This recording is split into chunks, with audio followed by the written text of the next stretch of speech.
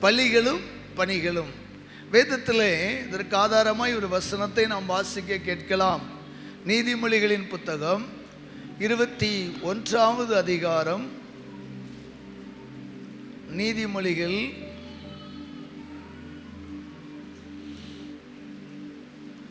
21:3 வசனம். பலியிடுவதை பார்க்கிலும் நீதியும் நியாயமும் செய்வதே கர்த்தருக்கு பிரியம். ஆமென். பலியிடுவதை பார்க்கிலும் நீதியும் நியாயமும் செய்வதே கர்த்தருக்கு பிரியம். அதற்காக பலி வேண்டாம் என்று ஆண்டவர் சொல்லவில்லை. பலியிடுவதை பார்க்கிலும் அப்படின்னா பலியை பார்க்கிலும் தெய்வம் எதை எதிர்பார்க்கிறாரு? நீதியையும் நியாயத்தையும் செய்ய எதிர்பார்க்கிறார். அப்போ அங்கே பலியிடுவதை பார்க்கிலும் நான் ஒரு வார்த்தை சொல்லும்போது பலிக்கு 2வது இடம் கொடுக்கப்படுகிறது போல தெரிகிறது.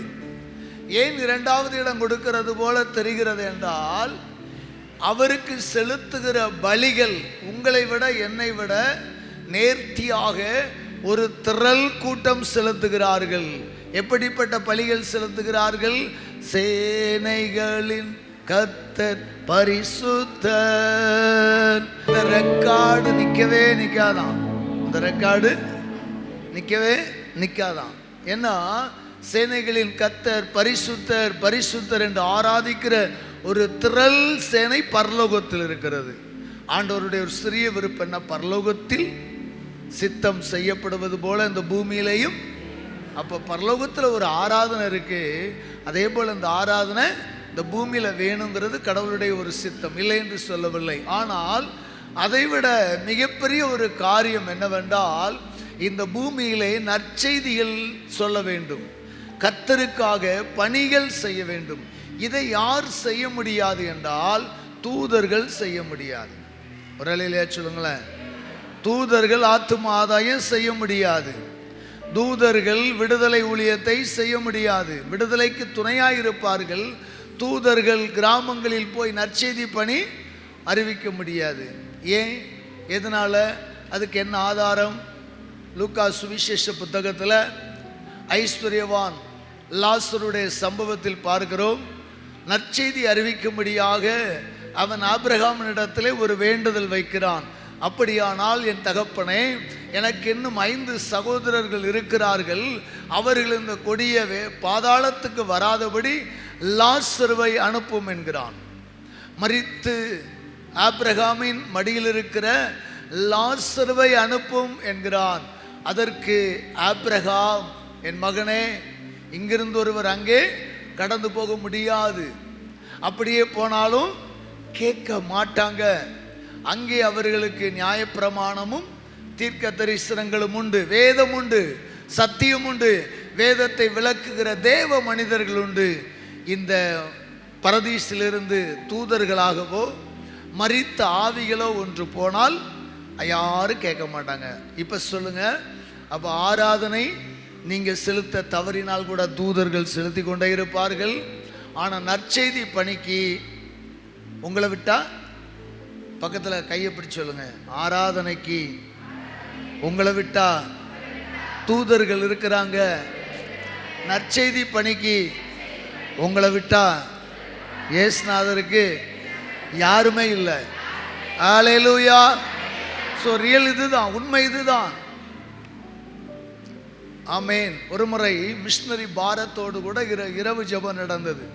மிகுந்த மிஷினரி பாரத்தோடு வட இந்தியாவிற்கு ஆத்துமாக்கள் அழிகிறார்கள், வட இந்தியாவுக்கு நற்செய்தி சொல்ல வேண்டும், வட மாநிலங்களுக்கு சுவிசேஷம் பிரபல்யம் ஆக வேண்டும், மிஷினரிகள் போக வேண்டும், பீகார் அழிகிறது, பஞ்சாப் அழிகிறதுன்னு ஒருத்தர் ஜெப குறிப்பு கொடுத்துக்கிட்டே இருந்தார். இப்போ ஜெபிக்க சொன்னாங்க. ஜெப குறிப்பு கொடுத்த நபர் சொன்னார், யாரெல்லாம் மிஷினரியா எழும்புறீங்க, அப்படி எழும்புகிறவர்கள் வாருங்கள், யாரெல்லாம் எழும்புறீங்க வாருங்கள் என்று சொன்னார்கள். யாருமே எழும்பல. சரி, அப்போது அந்த ஐயா சொன்னாரு, யாருமே மிஷினரியா எழும்பல, சரி ஜபமாவது பண்ணுங்க. நாங்க ஜபமும் பண்ணலை. மக்கள்லாம் அப்படி உட்காந்துட்டு இருக்காங்க. என்ன, நம்ம சபையில் சில நேரம் பார்ப்பேன், பேரை சொன்னால் தான் ஜெபம் பண்ணுவாங்க. நம்மளா சும்மா கூட நம்ம பேரை ஏன் பாஸ்டர் சொல்ல மாட்டேங்கிற அப்படின்ட்டே இருப்பாங்க. அதே போல் அந்த சபையிலே அவர் பேர் சொல்லப்போ ஒரு அம்மா எழுந்திரிச்சு அதான் ஜெபம் பண்ணுச்சு. ஸ்தோத்திர ஆண்டவரே, ஸ்தோத்திர ஆண்டவரே, எஸ்அப்பா பீகார் அழியுது, ஒருத்தரும் போக மாட்டேங்கால் ஆண்டவரே, கிராமத்து பாஷையில் ஒருத்தையும் போக மாட்டேங்கால் ஆண்டவரே, ஒருத்தனும் போக மாட்டேங்க ஆண்டவரே, நீங்களாவது போங்க ஆண்டவரே. அல்லேலூயா, நீங்களாவது போங்க ஆண்டவரே. அவர் முடியாததுனால தான் இன்னைக்கு ஆண்டவர் இந்த கூடார பண்டிகையில் நம்மோடு பேசுகிறார். ஒரு அல்லேலூயா சொல்லுங்களேன். அவரும் போக முடியாது.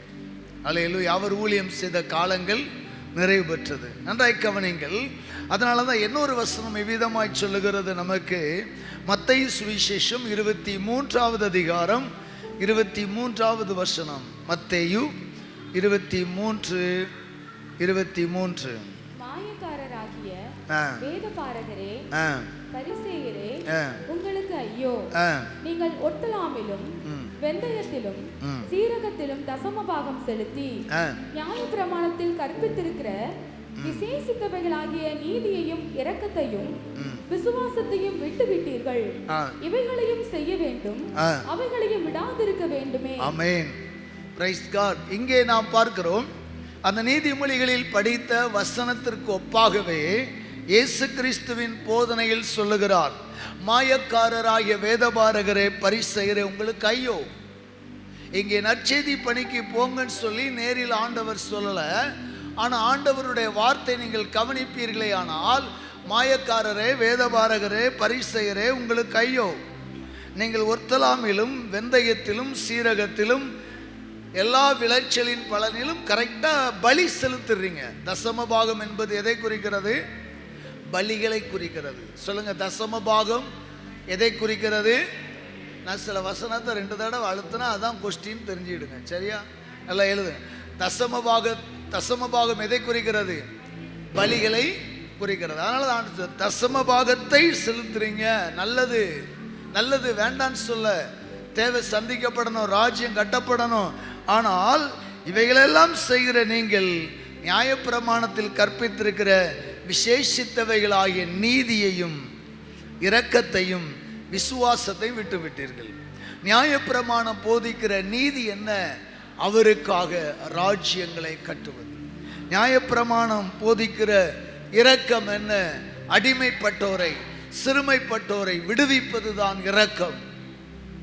நொறுங்குண்ட நபர்களுக்கு, துயரப்பட்டவர்களுக்கு, சாம்பலில் கிடப்பவர்களுக்கு நற்செய்தி அறிவிப்பது. அப்ப இதை விட்டு விட்டீர்களே சொல்லிட்டு சொல்றாரு, இவைகளையும் செய்ய வேண்டும், அவைகளையும் விடாதிருக்க வேண்டும். பட்டிமன்றம் நிறைவு செய்யப்படுகிறது. இயேசு நிறைவு செய்கிறார். எப்படி? பலியும் செலுத்தணும். சொல்லுங்க, பணியும் செய்யணும்.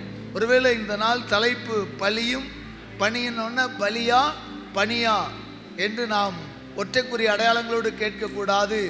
பலியும் அவசியம், பணியும் அவசியம் என்பதை இயேசு துவக்கத்திலே நமக்கு சொல்லிக் கொடுக்கிறார். கர்த்தருடைய நாமம் மகிமைப்படுவதாக. ஆண்டவராய் இயேசு கிறிஸ்துவனுடைய சித்தத்தை, அவருடைய நோக்கத்தை மார்க்கு சுவிசேஷம் 3வது அதிகாரம் 14வது வசனம் நமக்கு கற்பிக்கிறது. மார்க்கு 3:14-15. அப்பொழுது அவர் 12 பேரை தெரிந்து கொண்டு அவர்கள் தம்மோடே கூட இருக்கவும் பிரசங்கம் பண்ணும்படியாக தாம் அவர்களை அனுப்பவும் வியாதிகளை குணமாக்கி பிசாசுகளை துரத்தும்படி அவர்கள் அதிகாரமுடையவர்களாய் இருக்கவும் அவர்களை ஏற்படுத்தினார். Praise God. இங்கே ஆண்டவராய் இயேசு கிறிஸ்து 12 பேரை தனக்கென்று தெரிந்து கொண்டார். முதலாவதாக ஆண்டவர் அங்கே தெரிந்து கொண்ட நோக்கத்தை பாருங்கள். அவர்கள் தம்மோடு இருக்கவும், தனக்கு பணிவிடை செய்யவும், தம்மோடு இருக்கணும். அடுத்து தமக்காக, தம்முடைய சித்தத்துக்காக, தம்முடைய தரிசனத்துக்காக கிராமங்களுக்கு போகணும். பலியும் செய்ய வேண்டும், பணியும் செய்ய வேண்டும் என்று இயேசு கற்பிக்கிறார். அப்போ இயேசு கிறிஸ்து தம்முடைய சீஷர்களை அழைத்த அழைப்பின் பிரதான நோக்கம் என்ன? அவர்கள் தம்மோடு இருந்து தம்மிடத்தில் கற்றுக்கொள்ள வேண்டும், தம்மோடு இருக்கணும், தம்முடைய பாதம் இருக்கணும், தம்முடைய பிரசன்னத்துக்குள்ள இருக்கணும். அதனால தான் மறுரூபமலைக்கு ஆண்டவர் தம்முடைய சீஷர்களை அழைத்து சென்றார். ஆண்டவர் ஜெபிக்கும் போதெல்லாம் சீஷர்கள் அத்தனை பேரையும் கூடவே வைத்திருந்தார். சில நேரங்களில் தான் அந்த 3 பேரை குறிக்கிறது. ஆனால் அதிகப்படியான நேரங்களில் அவர்கள் குழுவாக ஜெபித்தார்கள். ஒருவேளை ஆண்டவர் அந்த குழுவிலே ஜெபிக்க இல்லாம இயேசு பிரயாணப்பட்டா கூட, அல்லது இயேசு மலையில் இருந்தால் கூட, பிரயாணப்பட்ட மக்கள் மீது கண்ணோக்கமாயிருக்கிறார்.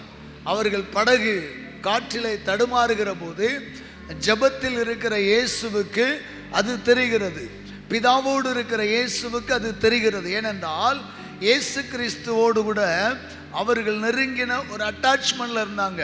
அதைத்தான் யோவான் சுவிசேஷத்தில், நானே திராட்சை செடி, நீங்கள் அதனுடைய கொடிகளாக இருக்கிறீர்கள். கொடியானது செடியில் நிலைத்திருந்தால்தான் கனி கொடுக்கும், இல்லை என்றால் அது தானாய் கனி கொடுக்க மாட்டாது என்றார். அப்படியானால் இயேசுவின் விருப்பம் என்ன? அவர் தெரிந்து கொள்ளப்பட்ட சீடர்கள் அவரோடு இருக்கணும், அவரோட பழகணும், அவர் சுபாவத்தை அறியணும், அவர் சித்தத்தை செய்யணும், அவரை போல மாறணும். ஆனால் அது மட்டும் அல்ல, அவரை போல மனதிற்கத்தோடு பேய்களை விரட்டணும். அங்கே பார்க்கிறோம், ஆண்டவர் சொல்கிறார், அவர்கள் தம்மோடு இருக்கவும் செய்யணும், பிரசங்கமும் பண்ணணும், வியாதிகளையும் குணமாக்கணும், பிசாசுகளையும் துரத்தணும். அதற்காக அவர்களுக்கு அதிகாரம் கொடுத்தார். அல்லேலூயா சொல்லுமா. இன்றைய காலங்களில் சபைகளிலே ஜபகோபுரங்கள் என்கிற பணிகள் நடைபெறுகிறது. இரவு ஜபங்கள் பஞ்சமே இல்லை. 4 மாவடியில் வாரந்தோறும் டெய்லி பிரேயர் நடக்கு. ஆங்காங்கே தாலுகா வாரியாக ஜபம் ஜபம். இப்படி ஜெபிக்கிற அநேகர் ஜெபிச்சுட்டு ஒரு பகல் முழுவதும் தூங்கினால் எழுப்புதல் வராது. நாம் ஜெபிக்கணும், அதே நேரம் தேவ சித்த செய்யும்படி நற்செய்தி பணிகளை அறிவிக்க வேண்டும். ஆண்டவர் தம்முடைய சீஷர்களை தெரிந்து கொண்ட 2 நோக்கத்தை இந்த வசனம் நமக்கு வலியுறுத்துகிறது. ஃபர்ஸ்ட் நோக்கம் பலி செலுத்த வேண்டும், 2வது நோக்கம் பணி செய்ய வேண்டும். கர்த்தருடைய பிரதான கிருபையினால் மீண்டும் ஒரு சம்பவத்தை உங்களுக்கு முன்வைக்கிறேன். மார்க் எழுதின சுவிசேஷத்தில் 5வது அதிகாரத்தில் நாம் ஒரு சம்பவத்தை படிக்கலாம். மார்க் எழுதின சுவிசேஷம் 5வது அதிகாரம் 1 முதல் 17 வரை. மார்க்கு 5 வசனம் 1 முதல் 17 வரை வாசிக்க வேண்டாம். அப்படி என்னோடு கூட அந்த வார்த்தைகளை தியானித்து கொண்டு வாருங்கள். இயேசு ஒரு நாள் கதர்னேருடைய நாட்டில் கடற்கரை ஓரத்தில் வந்து படகிலே இயேசு இறங்குகிறார். அப்பொழுது அசுத்த ஆவியுள்ள ஒரு மனிதன் பிரேத கல்லறைகளிலிருந்து அவருக்கு எதிராக வருகிறான். நாம் அடிக்கடி பார்த்த ஒரு செய்தி, அதனால இதை நான் விலாவாரியாக வாசிக்கணுங்கிற அவசியம் இல்லை. பயங்கர ஆக்ரோஷமாய் வருகிறான். அவனுடைய குடியிருப்பே கல்லறை தானாம், வீட்டிலே தங்க மாட்டான். அவனை கட்ட முடியாது இருந்தது. கட்டினால் சங்கிலிகளை உடைத்து விட்டு வெளியே வந்து விடுவான். மிகப்பெரிய முரட்டாட்டம் உள்ள மனிதன், மிகப்பெரிய முரட்டாட்டம் உள்ள மனிதன். அவனை கட்டி போட முடியாது. அவனுடைய குடியிருப்பே எங்கதான் சொல்லுங்க?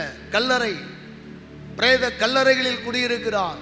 மிகவும் கொடூரமாய் தன் சரீரங்களை தானே காயப்படுத்தி கொண்டிருக்கிறான். இப்படிப்பட்ட மனிதனை இயேசு சந்திக்கிறார். படகிலிருந்து வரவும் இயேசுவின் இடத்தில் அவன் அலறிக்கொண்டு வருகிறான். இயேசு அவனோடு கூட அந்த அசுத்த ஆவிகளை கடிந்தொழுகிறார். அப்பொழுது அந்த ஆவிகள், அந்த பேய்கள் சொல்லுகிறது, என்னை இந்த பண்டிகை கூட்டத்துக்குள்ளே அனுப்பிவிடும் என்று சொல்லி. பாதாளத்துக்கு அனுப்ப வேண்டாம், இந்த பண்டிகை கூட்டத்துக்குள் அனுப்பும் என்று. இயேசு பேய்களின் ஜெபத்தை கூட கேட்கிறார். சரிப்பா, உன் விருப்பப்படியே ஆகட்டும் என்று சொல்லி இயேசு அந்த பன்றி கூட்டத்துக்குள் போகும்படி அனுப்பினார். பன்றி கூட்டத்துக்குள் பிசாசுகள் எல்லாம் போனவுடன் 15வது வசனம் வாசிக்கலாம். 5:15. இயேசுவினிடத்தில் வந்து லேகியோனாகிய பிசாசுகள் பிடித்திருந்தவன் வஸ்திரம் தரித்து உட்கார்ந்து புத்தி தெளிந்திருக்கிறதை கண்டு பயந்தார்கள். பிசாசுகள் பிடித்திருந்தவனுக்கும் பன்றிகளுக்கும் சம்பவித்ததை கண்டவர்களும் அவர்களுக்கு விவரமாய் சொன்னார்கள். அப்பொழுது தங்கள் எல்லைகளை விட்டு போகும்படி அவரை வேண்டிக் கொள்ள தொடங்கினார்கள். Praise God. இப்பொழுது பலத்த கட்டுகளில் இருந்த மனிதன், பல வருடங்களாய் பிசாசினால் பிடிக்கப்பட்ட மனிதன், அவனுடைய பெயர் என்ன சொல்லப்படவில்லை. லேகியோன் என்கிறார்கள். லேகியோன் என்பது பேய்களின் பெயர் அல்ல. அது லேகியோன் என்றால் ஒரு கவுண்டிங், எண்ணிக்கை. சரிங்களா? பல ஆயிரம் பிசாசுகள் பிடித்த மனிதன். இவனை குறித்து வேதம் தெக்கப்போலி பாஸ்டர் என்று சொல்லுவார்கள் இறையில் கல்லூரிகளே. இவனுக்கு பெயர் தெக்கப்போலி பாஸ்டர். நன்றாய் கவனிங்கள். இப்பொழுது அவன் பிசாசு பிடித்தவன், மயக்கம் தெளிந்து தெளிவாக உட்கார்ந்திருக்கிறான். ஜனங்கள் பயந்தார்கள். 18வது வசனத்தை வாசிக்கலாம் சீக்கிரமாய். பிசாசு பிடித்திருந்தவன் அவரோட கூட இருக்கும்படி தனக்கு உத்தரவு கொடுக்க அவரை வேண்டிக் கொண்டான். Praise God. நாம் இந்த பகுதியை சற்று கவனமாய் தியானிப்போமாக. அவர் படவில் ஏறுகிற பொழுது பிசாசு பிடித்திருந்தவன் அவரோடு கூட இருக்கும்படி தனக்கு உத்தரவு கொடுக்க அவரை வேண்டிக் கொண்டான். ஏற்கனவே ஆண்டவர் 12 பேரை தம்மோடு இருக்கவும், அற்புதங்கள் செய்யவும், பிரசங்கிக்கவும், வியாதிகளை குணமாக்கவும், பிசாசுகளை துரத்தவும் தெரிந்து கொண்டார் என்று மார்க்கு 3வது அதிகாரத்தில் நாம் பார்த்தோம். இப்போது அவன் ஒரு காரியத்தை ஆண்டவரிடத்தில் கேட்கிறான். ஆண்டவரிடத்தில் ஒரு வேண்டுதலை வைக்கிறான். என்னை 13வது நபராக, அல்லது ஆண்டவரே நான் உம்மோடு இருக்கிறேன், நான் உம்மோடு வருகிறேன், நான் உம்மோடு பயணிக்கிறேன், என்னை அழைத்து செல்லும் என்று சொல்லி. நன்றாய் கவனிங்கள். இயேசு அவனுக்கு என்ன செய்யலையா? உத்தரவு கொடாமல், இயேசு கிறிஸ்து அந்த மனிதனுக்கு உத்தரவு கொடாமல், நீ உன் இனத்தாரிடத்தில் உன் வீட்டிற்கு போய் கர்த்தர் உனக்கு இறங்கி உனக்கு செய்தவைகளை எல்லாம் அவர்களுக்கு அறிவி என்று சொன்னார். உனக்கு செய்தவைகளை எல்லாம் அவர்களுக்கு அறிவி என்று சொன்னார். ஆண்டவராய் இயேசு கிறிஸ்து தம்மோடு இருக்கும்படி அவனை அனுமதிக்கவில்லை. ஒருவேளை அவனை வெறுக்கவில்லை, பிசாசு பிடித்தவன் என்று ஓரங்கட்டவில்லை, திறமையற்றவன் என்று புறக்கணிக்கவில்லை. ஆனால் ஆண்டவரின் சித்தம் ஒவ்வொருவர் மேல் ஒவ்வொரு விதமாய் இருக்கிறது. அவன் விரும்பி கேட்கிறான், ஆண்டவரே நான் உம்மோடு வருகிறேன், உம்மோடு இருக்க நான் விரும்புகிறேன், எனக்கு உத்தரவு அருள வேண்டும் என்று சொன்னான். ஆனால் இயேசு உத்தரவு கொடாமல் அவனுக்கு வேறொரு உத்தரவு கொடுக்கிறார். என்ன உத்தரவு? நீ உன் இனத்தாரிடத்திற்கு, உன் வீட்டிற்கு போய் கர்த்தர் உனக்கு இறங்கி செய்தவைகளை எல்லாம் அவர்களுக்கு அறிவி என்று ஆண்டவர் சொன்னார். எனக்கு அன்பார்ந்த தேவனுடைய மக்களே, இந்த ஆறுதலின் இயேசு திருச்சபையிலே ஆண்டவர் இயேசுவின் நாமத்தினாலே அற்புதங்கள் பெற்றவர் எத்தனை பேர் இருக்கிறோம்? நாம் இயேசுவோடு இருக்க பழகிவிட்டோம், சபையிலே இருக்க பழகிவிட்டோம், சபையில் ஆண்டவரை ஆராதிக்க பழகிட்டோம். தவறல்ல, ஆண்டவரின் பிரசன்னத்தை அனுபவிக்கிறோம். ஆனால் எல்லாரும் இப்படி இருப்போமையானால் இன்னும் புதிய சபைகள் எப்படி எழும்பும்? இன்னும் சுவிசேஷம் அறிவிக்கப்படாத இடங்களுக்கு யார் கடந்து செல்வது? இன்னும் நற்செய்தி பணிகள் எப்படி விரிவாகும்? யோசித்து பாருங்கள்.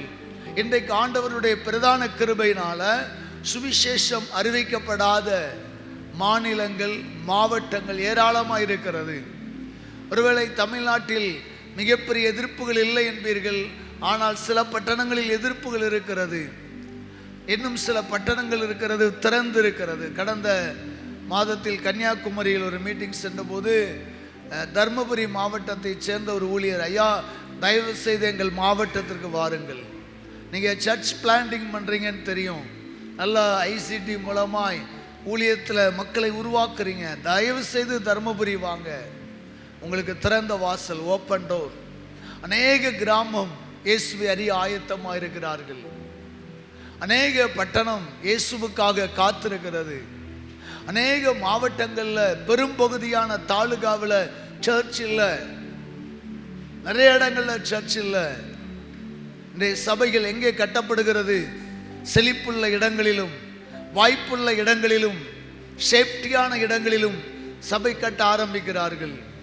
ஆனால் தேவனுடைய சித்தம் சேஃப்டி அல்ல, ஒருவேளை வாய்ப்புகள் அல்ல. வாய்ப்பல்லாத கிராமம், எதிர்ப்புகள் நிறைந்த கிராமம், தேவைகள் சந்திக்கப்படாத மிகவும் தரித்திரரான நிலையில் இருக்கிற மக்களாக இருந்தாலும் அங்கே சுவிசேஷம் அறிவிக்க வேண்டும்.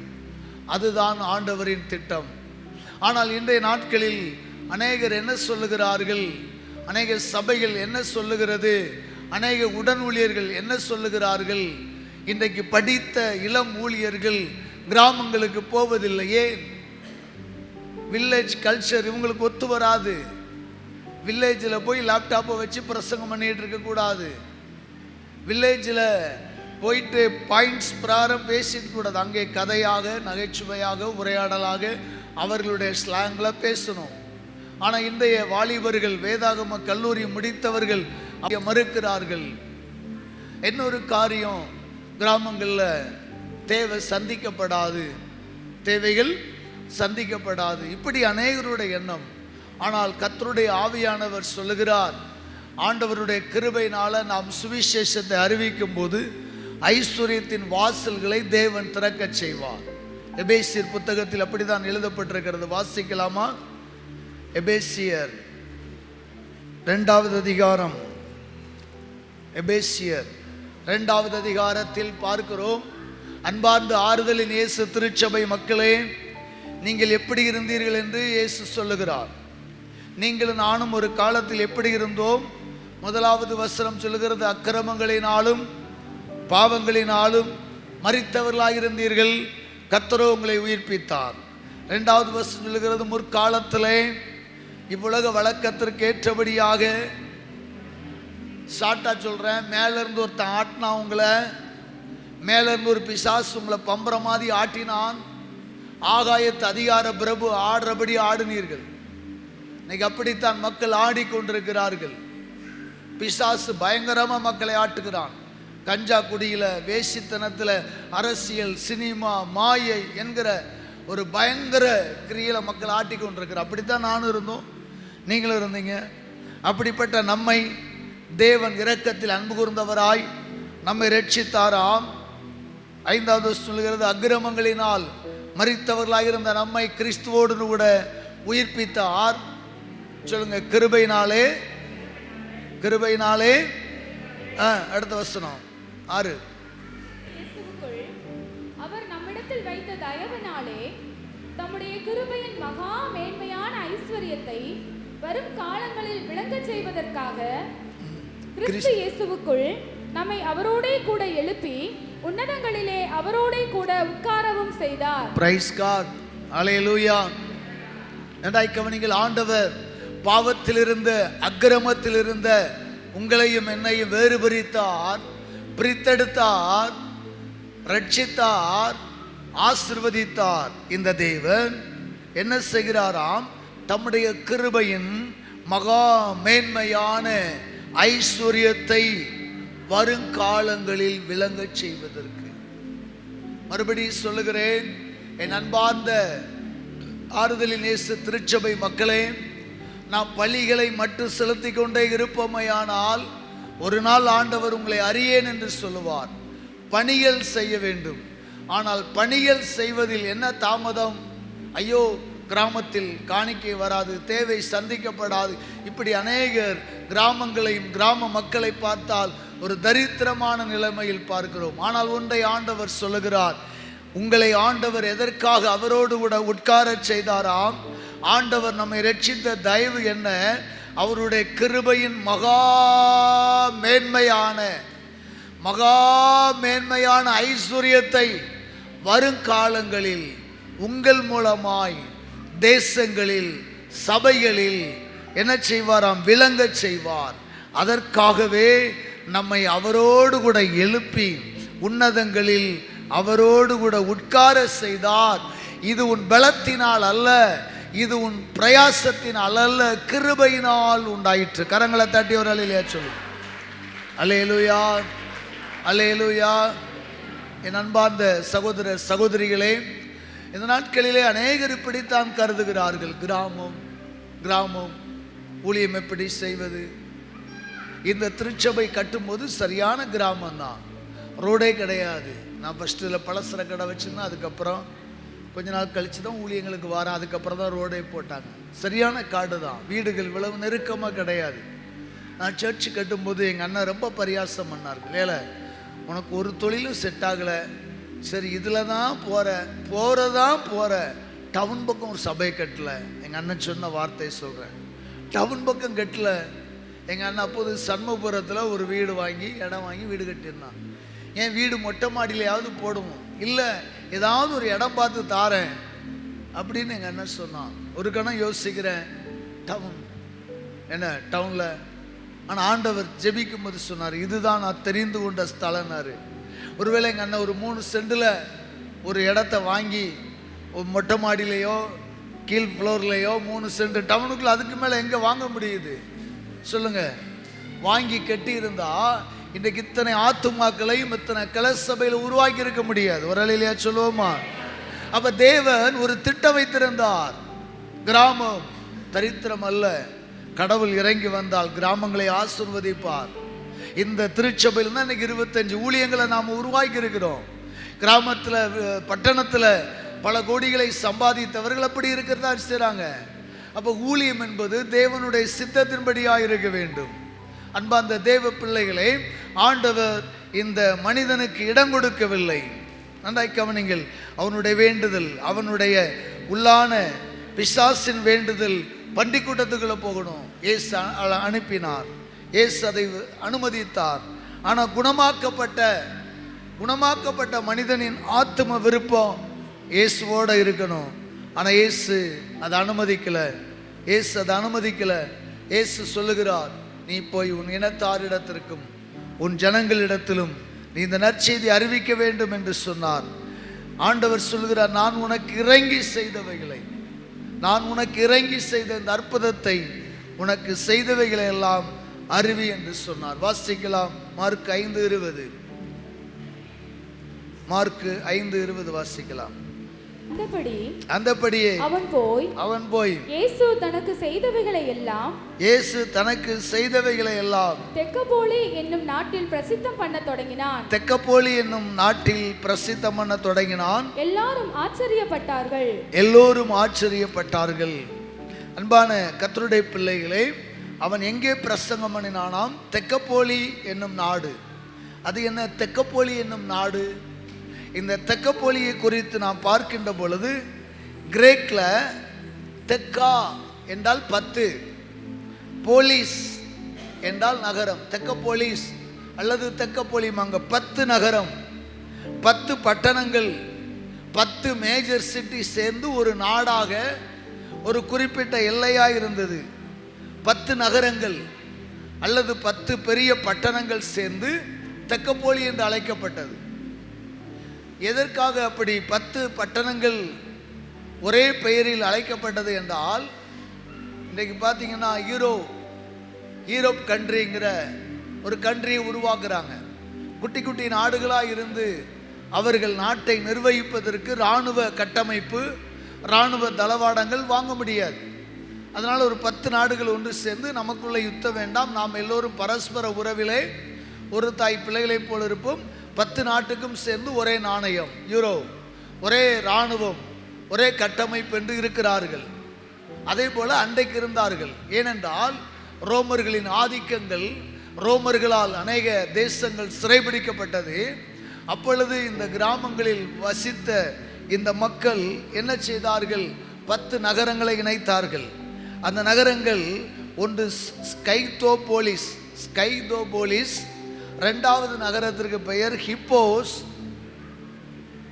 3வது நகரத்திற்கு பெயர் கடாரா, 4வது நகரத்திற்கு பெயர் ரபானா, ஐந்தாவது பட்டணம் டியான், ஆறாவது பட்டணம் பெல்லா, ஏழாவது பட்டணம் கரேசா, எட்டாவது பட்டணம் பிலதெல்பியா. பிலதெல்பியா சபன் வருதுல, இந்த பிலதெல்பியா தான் இன்னைக்கு இருக்கிற ஜோர்டான்ல இருக்கிற ஏர்போர்ட். அம்மான் ஏர்போர்ட்டுமாங்க. இஸ்ரவேல் போறவங்கெல்லாம் இந்த அம்மான் ஏர்போர்ட்டில் தான் இறங்குவாங்க. இந்த அம்மான் ஏர்போர்ட் எங்கே இருக்குன்னா ஜோர்டான். இது பிலதெல்பியா. ஒன்பதாவது டிஎம், 10வது கிளாஸ். மறுபடியும் சொல்கிறேன், எழுதாதவங்க எழுதிடுங்க. ஃபஸ்ட்டு பட்டணம் ஸ்கை தோ போலீஸ், ஸ்கை தோ போலீஸ், ஸ்கை தோ போலீஸ். ரெண்டாவது ஹிப்போஸ், ஹிப்போஸ். மூன்றாவது பட்டணம் கடாரா. நாலாவது பட்டணம் ரபானா. ஐந்தாவது பட்டணம் டியான், டியான். ஆறாவது பட்டணம் பெல்லா, பெல்லா, பெல்லா. ஏழாவது பட்டணம் கராசா, கரேசா. திரேசா இல்லை, கே கே கே ராசா. கே போட்டுடுங்க, ஒத்த கொம்பு கே போட்டு ராசா, கரேசா. எட்டாவது பட்டணம் பிலதெல்பியா. இந்த பிலதெல்பியா என்கிற பட்டணம் தான் இன்றைக்கு இருக்கிற அம்மான் ஏர்போர்ட் இருக்கிற இடம். ஜோர்டான், ஜோர்டான் வந்து அம்மான் ஏர்போர்ட். இங்கேருந்து இஸ்ரேல் போகிற எல்லா டூரிஸ்ட்டுமே இங்கேருந்து துபாய் போய், துபாயிலேருந்து அம்மான் ஃப்ளைட்டில் இறங்கி அங்கேருந்து தான் மறுபடியும் போவாங்க. ஜோர்டானில் இருக்குது. ஒன்பதாவது டிஎம், 10வது கிளாஸ். சரி, இது மிகப்பெரிய முக்கியம் அல்ல. நம்ம அடுத்த காரியங்களுக்கு கடந்து செல்லலாம். ஏனென்றால் இந்த 10 நகரங்கள், இந்த 10 நகரங்கள்ல இந்த பிசாசு பிடித்திருந்தான் பாருங்க. நம்ம லேகியோனே சொல்லி பழகிட்டோம், அதனால லேகியோன் சொல்றேன். அந்த மனிதன், அவனுடைய பெயர் குறிப்பிடப்படவில்லை. இவன் 10 பட்டணங்களுக்கும் அந்த பட்டணங்களில் உள்ள ஒவ்வொரு நகரங்களுக்கும் கடந்து சென்று அவன் என்ன செய்தானாம்? இயேசுவை பிரசங்கித்தான். அல்லேலூயா, அல்லேலூயா. கர்த்தருடைய பரிசுத்த நாமம் மகிமைப்படுவதாக. எல்லோரும் ஆச்சரியப்பட்டார்கள். இவனுடைய மினிஸ்ட்ரியில மிகப்பெரிய ஒரு தாக்கம் உண்டாயிற்று. என்ன தாக்கம் உண்டாயிற்று? இவனை குணமாக்கினதோட அந்த ஊர்ல இயேசுவை அனுமதிக்கவில்லை தெரியுமா? வாசிங்க. பிசாசெல்லாம் செத்து போன உடனே அவர்கள் 17வது வசனம், தங்கள் எல்லைகளை விட்டு போகும்படி அவரை வேண்டிக் கொள்ள தொடங்கினார்கள். என் எல்லைக்குள்ள வராத எஸ், என் எல்லைக்குள்ள வரக்கூடாது. ஏன்னா ஒரு பேயை விரட்டி 2000 பண்ணி காலி. இன்னும் ஊருக்குள்ள நிறைய பேய் இருக்கு. ஆமா, எத்தனை ஆடு மாடுகளை காலி பண்ண போறீங்களோ தெரியாது. அதனால எங்க ஊருக்குள்ள வரக்கூடாது என்று சொல்லி இயேசுவை தங்கள் எல்லைகளில் விடவில்லை. எதற்காக? ஆண்டவர் பிசாசு பிடித்தவனையும், சொல்லுங்க, மனநல பாதிக்கப்பட்டவனையோ கட்டுள்ளவனையோ என் பணியை செய்ய அழைக்கிறார் தெரியுமா? இந்த நஸ்ரேன் போக முடியாத இடங்கள் உண்டு, ஆனா நீங்க போகலாம். வரலையா சொல்லுமா? இயேசு போக முடியாத இடம், இயேசுவை வரவேற்காத பட்டணங்கள், இயேசுவுக்கு கதவை அடைத்த பட்டணம், ஆனா அவனுக்கு அடைக்காது. சிட்டிசன், உள்ளூர்காரன். வரலையா சொல்லுமா? எனக்கு அன்பார்ந்த தேவனுடைய மக்களே, இயேசுவை வெளியே புறக்கணித்து தள்ளினார்கள், பட்டணத்திற்குள் விடவில்லை. இயேசு படகுல போய் இறங்குறாரு. அந்த படகு பிரயாணத்துல தான் நிறைய ஆக்சிடென்ட் ஆகுது. காற்று கடல் கொந்தளிக்குது. என்ன மிகப்பெரிய ஒரு மிரக்கல் நடக்க போகுது. அதனால தான் பிசாசு அவ்வளவு உருட்டுறான். சும்மா கிடையாது. நம்ம ஊழியங்கள்ல அநேக பாடுகளை நான் சந்திக்கிறேன் என்றால் அநேக கிராமங்களை கர்த்தர் நமக்காய் திறக்க போகிறார். இந்த நஸ்ரேன் போயிடக்கூடாதுன்னு சொல்லி நம்ம நிம்மதியை கெடுக்க தான் உள்ளுக்கே பிரச்சனை கிளப்பிட்டு இருப்பான். சாத்தானுடைய மிகப்பெரிய தந்திரம். அன்றைக்கு இயேசுவுக்கே பிரச்சனை கொண்டு வருகிறான், இயேசுவுக்கே ஒரு சவால் கொண்டு வருகிறான், பிரயாணத்தை தடை செய்து பார்க்கிறான். ஆனால் இயேசு துணிந்து கடந்து சென்றார். படகுல இறங்குறாரு. கடற்கரை ஓரத்தில் இறங்கின உடனே அந்த மனிதனை தான் சந்திக்கிறாரு. அவனுக்கு மட்டும் ஹீல் பண்றாரு, அவனை மட்டும் சுகப்படுத்துறாரு. ஊருக்குள்ள விடலை. இயேசு திருப்பி அனுப்பிவிடப்பட்டார். இன்றைக்கு அன்பார்ந்த தேவனுடைய மக்களே, இன்னைக்கு அநேக இடங்களில் மிகப்பெரிய ஒரு அப்போஸ்தலர்கள் கிராமங்களில் போய் சாதிக்க முடியாததை எழுத படிக்க தெரியாத மக்கள் சாதித்து கொண்டிருக்கிறார்கள். அல்லேலூயா. இன்னைக்கு திருப்பூர் மாவட்டங்களே அப்படித்தான். நான் டெய்லி காரில் போய் கலக்கிட்டு இருந்தானே விரட்டிடுவாங்க. அப்படியே கொத்தனாராக இருந்து கொத்தனாரா மாதிரியே வேலை பார்த்து அப்படியே ஊழியம் செய்து இன்றைக்கு ஆண்டவருடைய கிருபையினால அநேக ஆத்துமாக்களை நம்முடைய பிள்ளைகள் ஆதாயம் செய்கிறார்கள். அவர்களை யாரும் தடுக்க முடியாது. இன்னைக்கு பீல் ஆதிவாசி இன மக்களை சந்திக்கிறார்கள். பிஷப் தேவதாஸ் என்று அவர்கள் சொந்த ஊர் நம்முடைய சாயர்புரம் நாசரேத் எல்கைதான். கணவனும் மனைவி மிஷனரியாய் கடந்து சென்றார்கள். அவர்களால் சில குறிப்பிட்ட எல்லையில் தான் ஊழியம் செய்ய முடிஞ்சது. தீவிரமா செய்ய முடியல. உடனே திட்டம் தீட்டுகிறார்கள். என்ன செய்யலாம்? ஜெபிக்கிறார்கள். ஆண்டவர் திட்டம் கொடுக்கிறார். நீ சந்தித்தவர்களை ஊழியத்தில் உருவாக்கு என்று. அதற்கு பெயர் சுதேசி ஊழியர்கள் என்பார்கள். சுதேசி ஊழியர்கள் அதாவது பீல் ஆதிவாசி மக்கள், பீல் இன ஆதிவாசி நாடோடி மக்கள், நாகரிகம் இல்லாத அந்த மக்களை ரட்சிப்புக்குள் நடத்தி அவர்களை பார்வையாளராய் வைத்து விடாதே, அவர்களை பார்ட்னராக மாற்று என்று கர்த்தர் சொன்னார். தேவனுடைய தரிசனம் பெற்ற போது சில காலங்கள் பார்வையாளராக இருந்த முன்னாடி இப்படி இருந்த மக்களை எல்லாம் அழைத்து special training, special Bible reading, special Bible quotes கொடுத்து அவர்களுக்கும் ஒரு அங்கியை போட்டு அவர்களை சுதேச ஊழியராய் மாற்றினார். இப்ப அவர்களை உள்ளூர் வாசிகள் ஏற்றுக்கொண்டார்கள். உள்ளூர் ஆதிவாசிகள் ஏற்றுக்கொண்டார்கள். இன்னைக்கு ஆண்டவருடைய கிருபையினால் ஆயிரக்கணக்கான சர்ச்சை கட்டி சாதித்திருக்கிறார்கள். அல்லேலூயா. ஷாலம் டயசிஸாக ஒரு திருமண்டலமாக உருவெடுத்திருக்கிறது. அந்த ஷாலம் என்கிற அந்த டயசிஸ்க்காக பெரும்பகுதி அண்ணன் மோகன்சி சப்போர்ட் பண்றாங்க. ஏன்னா மோகன்சி போக முடியாத ஒரு ஊழியத்தை அவர்கள் செய்கிறார்கள். எனவே நான் செய்கிறேன் என்று சொல்லி செய்கிறார்கள். இப்படி இன்றைக்கு ஆண்டவர் உங்களை தெரிந்து கொள்ள விரும்புகிறார். உங்களை ஆண்டவர் நேசிக்கிறார். கர்த்தர் உங்களுக்கு செய்தவைகளை நீங்கள் பிரசித்தம் பண்ணுங்கள். ஆண்டவர் சொல்லுகிறார் அந்த மனிதனை பார்த்து, நான் உனக்கு செய்தவைகளை உன் இனத்தாரிடத்தில், உன் இனம், உன் இனக்குழு, உன் வீட்டாரிடத்தில் போய் கர்த்தர் உனக்கு இறங்கி உனக்கு செய்தவைகளை எல்லாம் அறிவி என்று சொன்னான். அல்லேலூயா.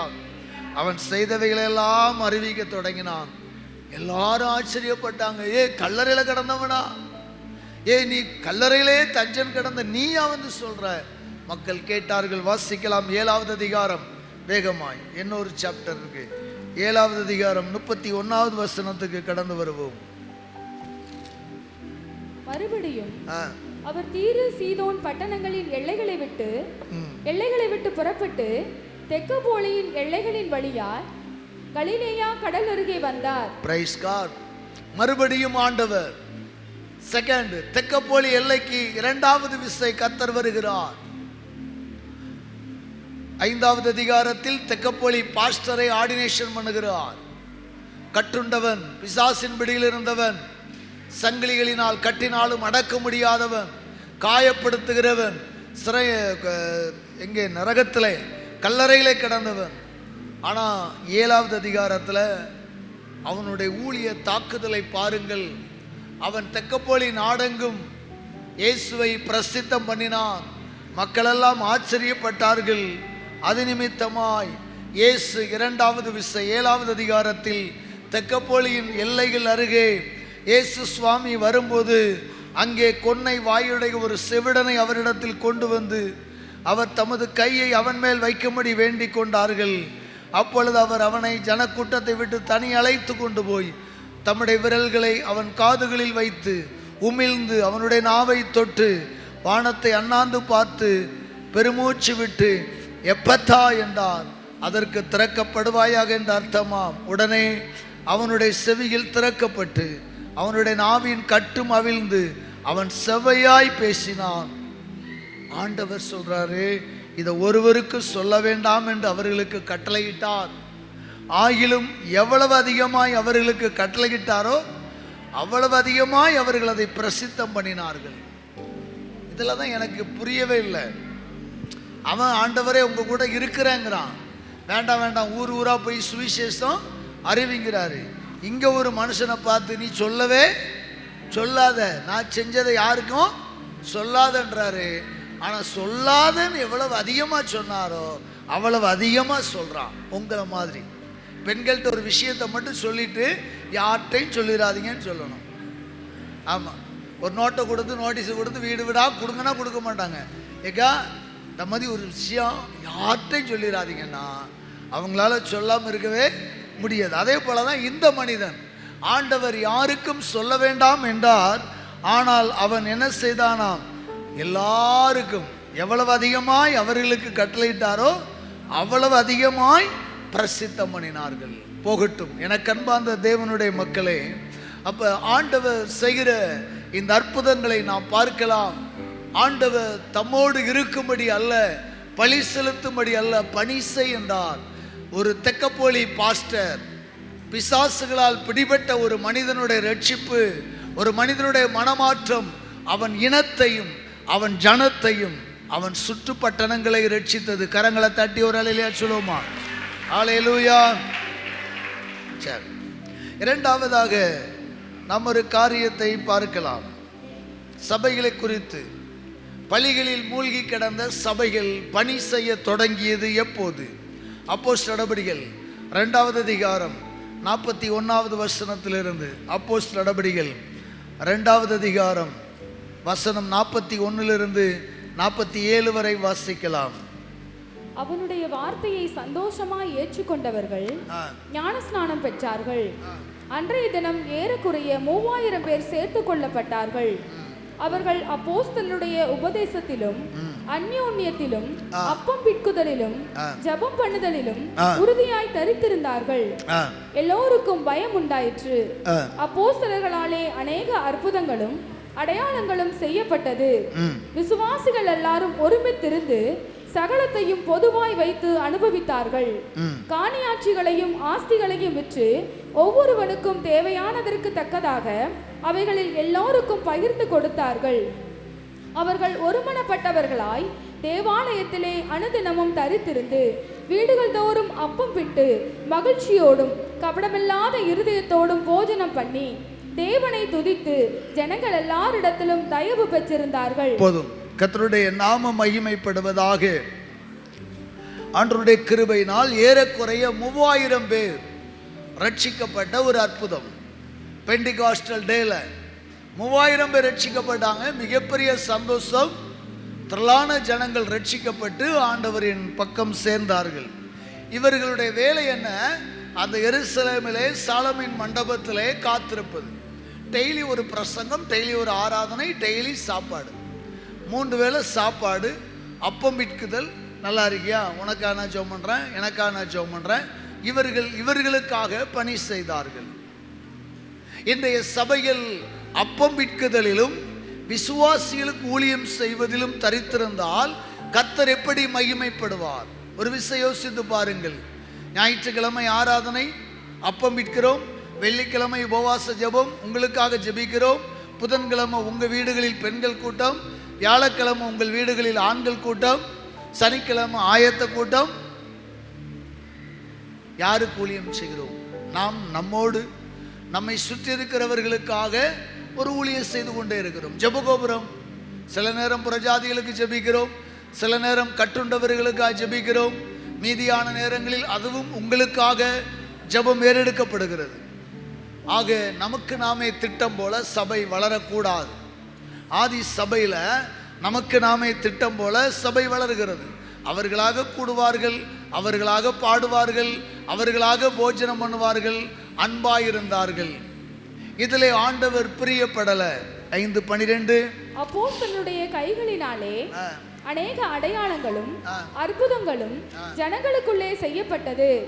எல்லாரும் ஒருமனப்பட்டு சாலமோனுடைய மண்டபத்தில் இருந்தார்கள். எல்லாரும் ஒருமனப்பட்டு சாலமோனுடைய மண்டபத்தில் இருந்தார்கள். அவர்களுக்கு ஒரு பெரிய கேண்டீன் அமைக்கப்பட்டது, பெரிய மெஸ்ஸு. எல்லாரும் தங்கள் தங்கள் சொத்துக்களை விற்று அப்போஸ்தலர் பாதத்தில் வச்சாங்க. கேண்டீன் அமைக்கப்பட்டது. 6வது அதிகாரம் 1வது வசனத்தை பார்க்கலாமா? கேண்டீன்ல என்ன பிரச்சனை வந்துச்சுன்னு. அந்நாட்களிலே சீசர்கள் பெருகின போது கிரேக்கரானவர்கள் தங்கள் விதவைகள் அன்றாடக விசாரணையில் திட்டமாய் விசாரிக்கப்படவில்லை என்று எபிரேயருக்கு விரோதமாய் முறுமுறுத்தார்கள். Price God. அங்கே நாம் பார்க்கிறோம், சாலமோனின் மண்டபத்திலே எந்த காலத்திலும் எந்த நேரத்திலும் நன்றியால் உம்மை நான் துதிப்பேன், இயேசுவே உம்மை நான் துதிப்பேன் துதிப்பேன், எந்த வேளையிலும் துதிப்பேன். ஒரே துதி, ஆராதனை, சாப்பாடு. ஆமா, காலையில அதிகாலை ஜெபம் ஒரு ஷிஃப்ட்டு, அடுத்து மத்தியானம் ஒரு ஷிஃப்ட்டு, நீ ஜெபம்னு 3ஆம் மணி வேலை, 6ஆம் மணி வேலை, 9ஆம் மணி வேலை. சாலமோன் மண்டபம் நிரம்பி வழிகிறது. சாப்பிட்டுக்கிட்டே இருக்காங்க. பலி செலுத்தப்படுகிறது, பலி புசிக்கப்படுகிறது. ஆராதனை பலி ஆண்டவருக்கு, சொல்லுங்க, அன்றாட பலி இவர்களுக்கு. அப்பம் விற்க சாப்பிட இருக்கிறாங்க. அப்போது கர்த்தர் ஒரு கிரியைகளை செய்தார். அங்கே அவர்களுக்குள்ளே முறுமுறுப்பு உண்டாயிற்று.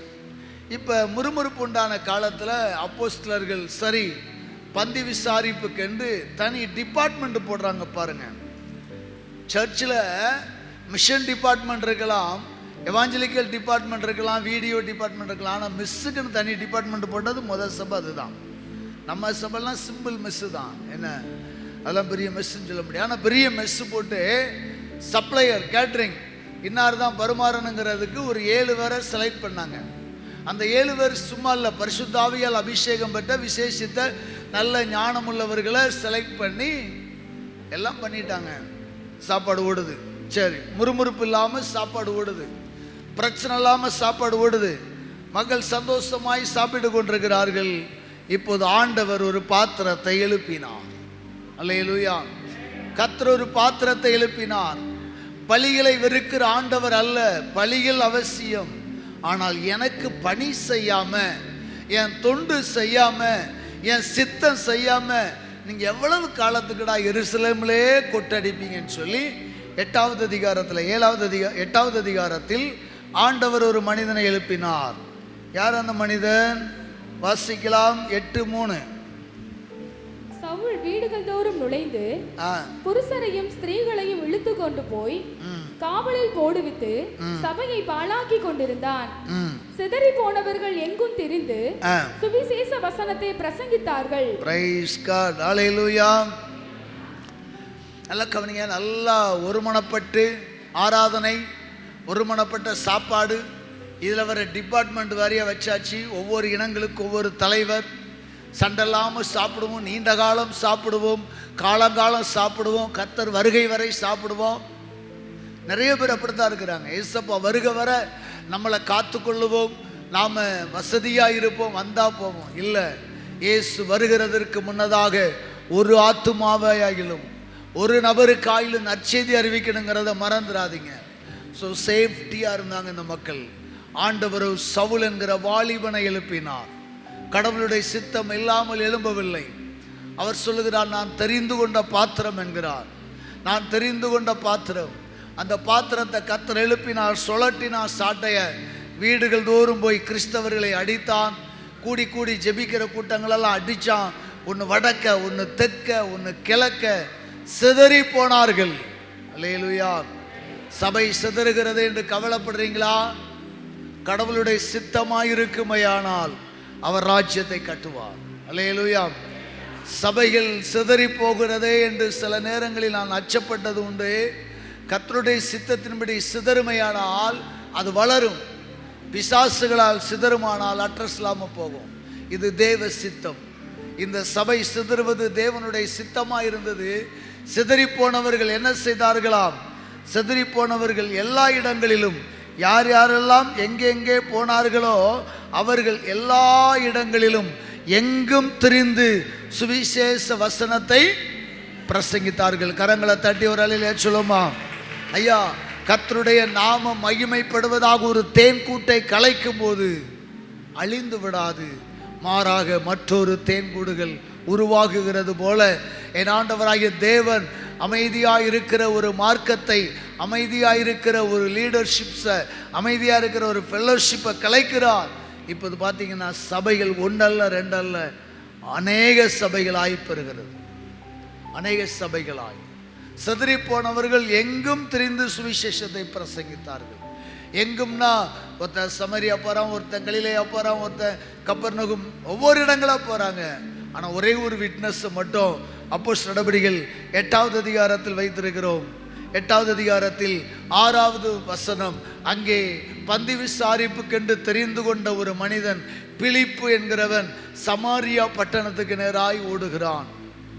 சவுலுடைய அட்டாக்கு, சவுலுடைய தாக்குதல் தாங்க முடியாம இவன் தெரிந்து கொண்ட பிளேஸ்மெண்ட் சமாரியா. அந்த சமாரியா எப்படிப்பட்டதா இருந்தது? அங்கே மிகப்பெரிய ஒரு மந்திரவாதி இருந்தான். அந்த மந்திரவாதி ஜனங்களை எல்லாம் பிரமிக்க பண்ணி வைத்திருந்தான். அந்த மந்திரவாதிகளை எல்லாரும் மதித்தார்கள். அந்த மந்திரவாதிகள் எல்லாரும் மந்திரவாதிக்கு பயந்து நடுங்கினார்கள். அவன் எல்லா மக்களுக்கு மேலாக தன்னை பிரமிக்கத்தக்கவனாய் உயர்ந்தவனாய் இருந்தான். அப்படிப்பட்ட இடத்திலே தேவனுடைய மனிதன் இந்த பிலிப்பு ஊழியத்தை செய்கிறார். அங்கே நீங்கள் வாசித்து பார்த்தீர்களேயானால் அநேகரில் இருந்த அசுத்த ஆவிகள், சமாரியா பட்டணத்தில் அநேகரில் இருந்த அசுத்த ஆவிகள் என்ன செய்ததாம்? சொல்லுங்க, என்ன செய்தது? அலறிக்கொண்டு மிகுந்த சத்தத்தோடு அந்த மக்களை விட்டு புறப்பட்டது. அநேக திமிர்வாதக்காரரும் சப்பானிகளும் குணமாக்கப்பட்டார்கள். எனக்கு அன்பானவர்களே, இந்த பிலிப்பு என்கிற தேவனுடைய மனுஷன், ஒருவேளை பர்னபா என்கிற தேவனுடைய மனுஷன் இந்த எருசலேமில் இருப்பார்களே ஆனால் எத்தனை பேர் சப்பானியாவே இருந்து செத்திருப்பான், எத்தனை பேர் பிசாசுகளின் பிடிகளே இருந்திருப்பாங்க. யோசித்து பாருங்கள். நாம் மௌனமாய் இருக்கிற வரை இந்த தேசம் சப்பானிகளால் நிறைந்திருக்கும். இங்கே இருக்கிற நாம் எல்லாம் சேஃப்டியா ஒரு ஆராதனை, ஒரு தூக்கம், ஒரு மாலை, ஒரு ரீஃப்ரெஷ், ஷாப்பிங், அதோட மண்டே டியூட்டி பார்த்து கொண்டே இருப்போமே. ஆனால் தேசம் சப்பானிகளால், தேசம் குடிகாரர்களால், தேசம் பாவிகளால் நிறைந்து விடும். நாம் புறப்பட்டு செல்ல வேண்டும், புறப்பட்டு செல்ல வேண்டும். ஞாயிற்றுக்கிழமைகளில் ஊழிய பாதைகளில் 1-2 பேர் தான் இன்னைக்கு தேர்வு செய்யப்படுகிறது. நிறைய பேர் வர்றதில்லை. கேட்டால் பாஸ்டர் ஞாயிற்றுக்கிழமை ஒரு நாள் தான். காலையில் ஒரு அம்மா பரிதாபமாக சொல்லுது, ஞாயிற்றுக்கிழமை ஒரு நாள் தான் லீவு, அதனால் ஆராதனைக்கு வரல. எப்படி? 6 நாள் வேலை செய்கிறோம், ஓய்வு நாள். அம்மா, ஓய்வு நாள் கர்த்தருடைய நாள். சகோதரா, நீ 6 நாள் கடினமான வேலை செய்தால் கூட, கடினமான மூடை சுமக்கிற கட்டட வேலை செய்தால் கூட 7ஆம் நாள் கர்த்தரின் நாள். அது கர்த்தருடைய ஓய்வு நாள். அவர் ஆராதிச்சுட்டு ஊழியத்துக்கு வரட்டாலும் பரவாயில்ல, தூங்குங்க. ஆனால் ஆராதனைக்கே வராமல் தூங்காதீங்க. அது ரொம்ப நிர்விசாரம். நீங்கள் எப்படியாவது ஆராதிச்சு ஆகணுங்கிறதுக்காகத்தான் நாங்களும் உங்கள் வசதி கேட்டபடி ஆராதனை நடத்துகிறோம். பிரில்லியண்ட்டாக உற்சாகமாக இருந்துக்கிற பாட்டி மாதிரிலாம் 5 மணிக்கு வந்துடுது. நைட்டு 1 மணி வரைக்கும் விடிய காலம் படுக்கான்ல. ஏன்னா நைட்டு தூங்காமல் நிறைய டிக்கெட்டு பகலில் தான் தூங்குது. 1:30 மணி வரைக்கும் ஃபேஸ்புக்கு வாட்ஸ்அப்பை தடவிட்டு 2 மணிக்கு தூங்குறவங்கெல்லாம் 8 மணி ஆராதனைக்கு வராங்க. இந்த 2ஐயும் விட்டவங்க எப்படியாவது நீங்கள் வரணுங்கிறதுக்காக நைட்டு 7 மணிக்கு ஒரு சர்வீஸ். ஏன்னா எப்படியாவது நீங்கள் பலி செலுத்தணும். ஆனால் தேவனுடைய விருப்பம் பலி அல்ல, பலிகள் மட்டும் அல்ல, பணி செய்யுங்க. ஒரு 1 மணி நேரமாவது, 1 மணி நேரம் எனக்காய் விழித்திருக்க கூடாதா என்று இயேசு கேட்டது போல 1 மணி நேரம் ஒரு சண்டே ஸ்கூல், 1 மணி நேரம் காஸ்பல், ஏதாயிலும் ஒரு விதத்தில் உங்களை ஈடுபடுத்திக் கொள்ளுங்கள். ஆண்டவர் சபைகளை கலைக்கிறார். ஒருவேளை சவுலை நாம் கொடூரனாய் பார்க்கலாம். சவுலை கர்த்தர் பவுலாக மாற்றிவிட்டார். இந்த சவுல் என்கிற தேவனுடைய மனிதன் எழும்பினதினாலே சபைகள் பயங்கரமாக எழும்பிற்று, அநேக சபைகள் உண்டாயிற்று. அங்கே நாம் வாசிப்போமையானால் அந்த மந்திரவாதி ரட்சிக்கப்படுகிறான். அந்த பட்டணம் மிகுந்த சந்தோஷம் உண்டாயிற்று. 8வது வசனம் வாசிக்கலாம். அந்த பட்டணத்திலே மிகுந்த சந்தோஷம் உண்டாயிற்று. அந்த பட்டணத்திலே மிகுந்த சந்தோஷம். ஏனென்றால் ஒரு நீதிமான், ஒரு பரிசுத்தவான் கால் பட்டதினாலே அந்த பட்டணத்துக்கு ஒரு மீட்பு உண்டாயிற்று. இன்னைக்கு பட்டணங்கள் உங்கள் வரவுகளை எதிர்பார்க்கிறது. பட்டணங்கள் உங்களுடைய காலடி சத்தத்துக்காய் காத்திருக்கிறது. என் மகனே, நீ வருவாயா என்று. அந்த பிலிப்பு என்கிற தேவனுடைய மனிதனின் கால் பட்ட மாத்திரத்தில் பட்டணத்தில் சந்தோஷம் உண்டாயிற்று. மந்திரவாதி ரட்சிக்கப்பட்டான், அவனும் ஞானஸ்நானம் பெற்றான். அடுத்து சமாரியா சபை, சமாரியாவில் கர்த்தர் மகிமைப்படுகிறார். ஒரு பிலிப்பை கொண்டு இத்தனை அற்புதம் நடைபெறுகிறது என்று சொல்லி கண்டு பேதுருவும் யோவானும் அங்கே வருகிறார்கள். பேதுருவையும் யோவானையும் யாக்கோபு அனுப்புகிறார். எப்பா, நம்ம ஆட்கள் அடி வாங்கிட்டு ஆளுக்கு ஒரு பக்கம் போனாங்க. பிலிப் என்கிற பந்தி விசாரிப்புக்காரன், கேட்ரிங் மேன் எங்கே போயிருக்கிறான்? சமாரியா போயிருக்கிறானா? அங்கே போய் பேய்லாம் விரட்டி இருக்கிறானா? அந்த ஊர் ரட்சிக்கப்பட்டுட்டான், நீங்கள் போய் பாருங்கள் என்று சொல்லி யாக்கோபு யாரை அனுப்புகிறார்? பேதுருவையும் யோவானையும். பேதுரு யோவானும் அந்த பட்டணத்துக்கு வருகிறார்கள். அங்கே திரளான கூட்டம் காத்திருக்கிறது. ஏனென்றால் ஒரு பிலிப்புக்கு சரியா பிரசங்கிக்க தெரியாது. அவன் பிரசங்க கலை அறிந்தவன் அல்ல, அவன் இயேசுவோடு இருந்த சீடன் அல்ல, ஒருவேளை அவன் மெய்ப்பனாக ஆர்டினேஷன் பண்ணப்பட்டவன் அல்ல. அவனுடைய வேலை பந்தி விசாரிக்கிற வேலை. ஆனால் அவன் ஒரு கூட்டத்தை சேர்த்து விட்டான், ஒரு பெருங்கூட்டத்தை சேர்த்து ஆயத்தப்படுத்தி காத்து கொண்டிருக்கிறான். பேதுருவும் யோவானும் வந்து பிரசங்கிக்கிறார்கள். அப்பொழுது அவர்கள் மீது பரிசுத்த ஆவியானவர் இறங்குகிறார். அந்த பட்டணத்திலே ஆவியானவரின் அனுக்கிரகம் இறங்குகிறது. மாபெரும் சபை உண்டாயிற்று. கரங்களை தட்டி ஏசப்பாவுக்கு ஒரு அல்லேலூயா சொல்லுவோமா? அல்லேலூயா. பயப்படாதீங்க. சபை கட்டுகிற ஊழியம், ஊழியம் என்பது கஷ்டம், கடினம்.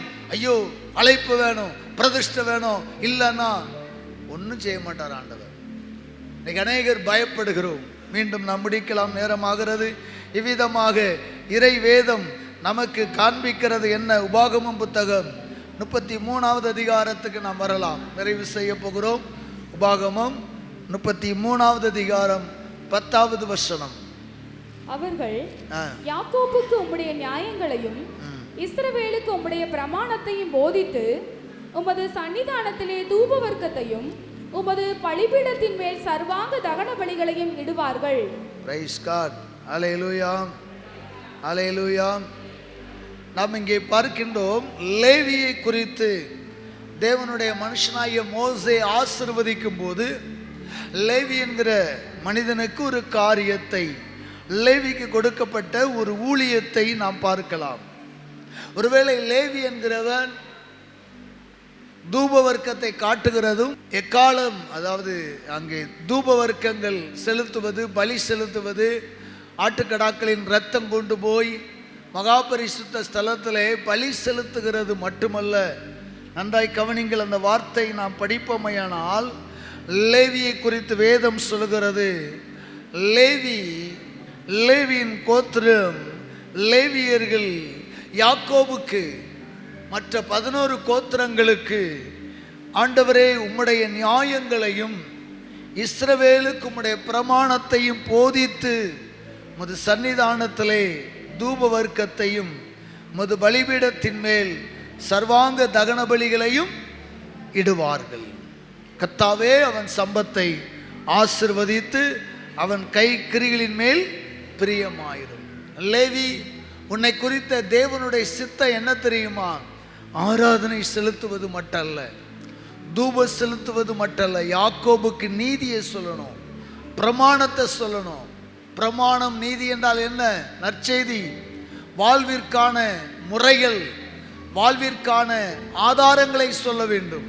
அதுதான் ஒரு லேவியின் கடமை. மறந்து விடாதிருங்கள். நாம் ஏதோ ஜெபிக்கிறோம், ஆராதிக்கிறோம், இதுதான் என்னுடைய கடமை என்று விட்டு விடாதிருங்கள். லேவிக்கு ஆண்டவர் தெளிவாய் சொல்லுகிறார், லேவி, உன்னுடைய ஆராதனை எனக்கு பிரியமானது. ஆராதனை மட்டுமல்ல, நீ பிரமாணத்தை போதிக்க வேண்டியவன். இந்த நல்ல ராத்திரி வேளையில் ஆண்டவர் நமக்கு கற்றுத்தரும் பாடங்கள். அவரை துதியுங்கள், அவரை ஆராதியுங்கள், மணிக்கணக்கில் ஜெபியுங்கள், நாள் கணக்கில் ஜெபியுங்க, இரவெல்லாம் ஜெபிங்க, தவறில்லை. ஆனால் அவரை குறித்து பிரசித்தம் பண்ணுங்கள். பலிகள் எப்படி முக்கியமோ பணிகள் முக்கியம், பணிகள் எப்படி முக்கியமோ பலிகள் முக்கியம். பலி இல்லாமல் பணி இல்லை, பணி இல்லாமல் பலி வீணானது. சில பேர் பலி செலுத்தாமல் பணி மட்டுமே செலுத்துவாங்க, அந்த பணியில் வெற்றிராது. ஆராதனையும் ஜெபமும் கர்த்தரோடு உறவாடுகிற ஒரு ஃபெல்லோஷிப் இல்லாமல் நீ பேய் விரட்ட போனால் அங்கே வெற்றியை காண முடியாது. ஆனால் அதே நேரம் நான் ஜெபம் பண்ணுறேன், ஸ்தோத்திரம் பண்ணுறேன், துதிச்சிக்கிட்டே இருக்கிறேன், பேய் விரட்டுறது அதெல்லாம் எனக்கு அழைப்பு இல்லை. பிரசங்கம் பண்ணுறதா அதெல்லாம் எனக்கு அழைப்பு இல்லை. சபை நாட்டுவதா அதெல்லாம் எனக்கு அழைப்பு இல்லை என்று சொல்லக்கூடாது.